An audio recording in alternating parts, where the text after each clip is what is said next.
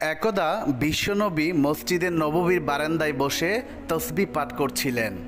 এমন সময় নবীর এক সাহাবী আবদুল্লাহ আনসারী নবীর কাছে এসে কেঁদে কেঁদে বললেন, ইয়া রাসূলুল্লাহ, আমার ছোট্ট ছেলেটি প্রতিদিন ইহুদির বাড়ির একটি খেজুরের গাছ থেকে খেজুর টুকাইয়া টুকাইয়া খায়।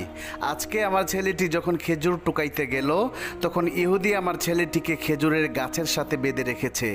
আমি অনেক অনুরোধ করে বলা সত্ত্বেও ইহুদি আমার ছেলেটিকে ছাড়লো না।